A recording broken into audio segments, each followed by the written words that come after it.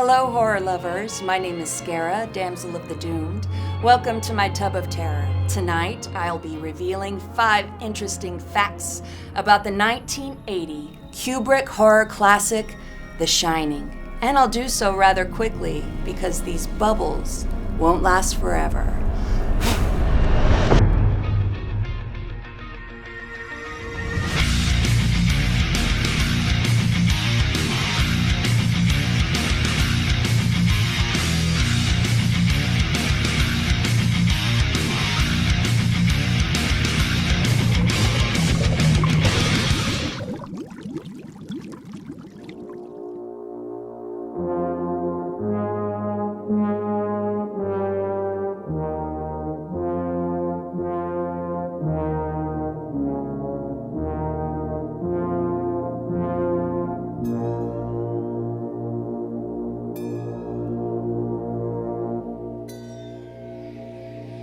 1980 was an amazing year for horror. It gave us The Fog, Cannibal Holocaust, Maniac, Friday the 13th, The Changeling, and The Shining.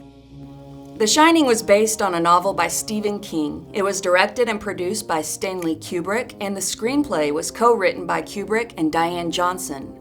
Stanley Kubrick started out as a photographer and moved into making documentary films and eventually feature films. In total, he only made 16 films in his 48-year career. His films are known for their realism, dark humor, extensive set designs, unique cinematography, and the evocative use of music. One of Kubrick's signature shots was the glare, which is how a character's emotional and sometimes psychological meltdown was depicted visually. So if you need a refresher or you haven't seen it, the basic storyline of the movie is there's this guy, Jack. He takes his wife, Wendy, and their son, Danny, all the way to Colorado to the Overlook Hotel. He's been hired to become the winter caretaker.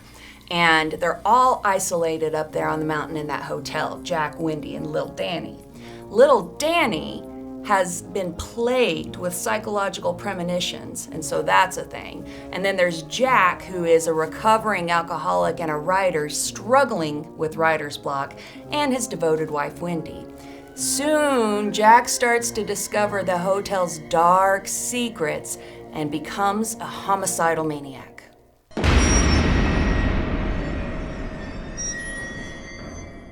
Fact number 1. There was beef between Stanley Kubrick and Stephen King.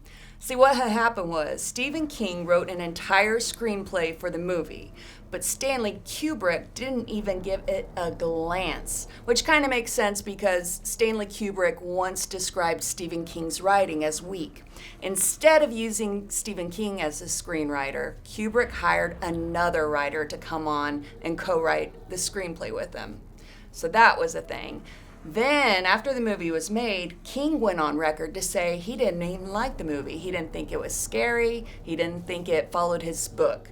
And that was upsetting to him. He felt that in his novel, the story was about a man's slow descent into madness.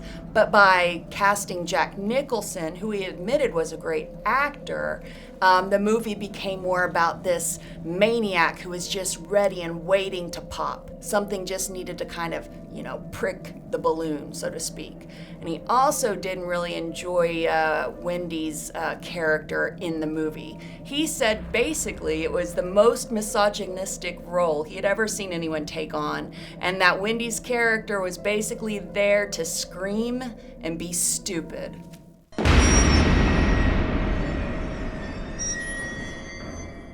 Fact number 2.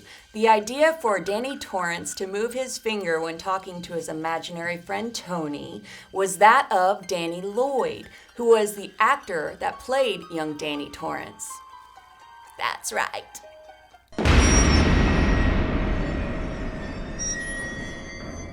Fact number 3. Stanley Kubrick was notoriously brutal on Shelley Duvall during filming.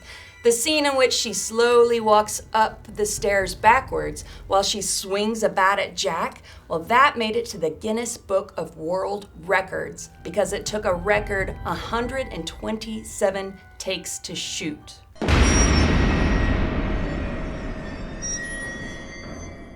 Fact number 4, all of the interior shots of the Overlook Hotel were actually shot at a studio over in England.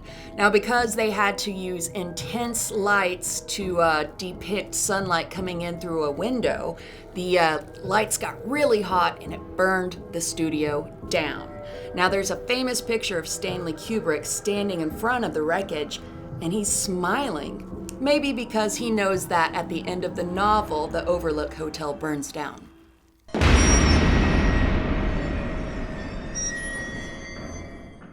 Fact number 5. Upon Kubrick's request, the phrase, "all work, no play makes Jack a dull boy," actually changes meaning upon foreign translation. In German, it means, "don't put off till tomorrow what you can do today." In Spanish, it means, "although one will rise early, it won't dawn sooner." And in Italian, it means, "he who wakes up early meets a golden day."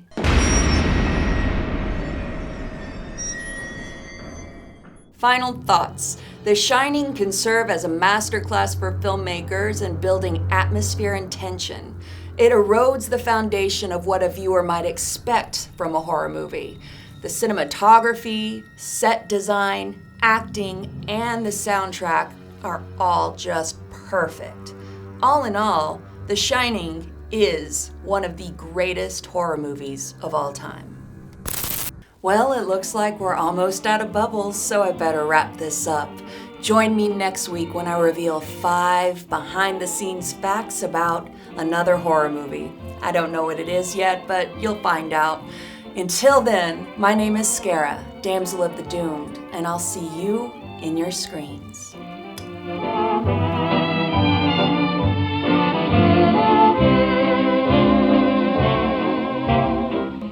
Midnight were the stars and you.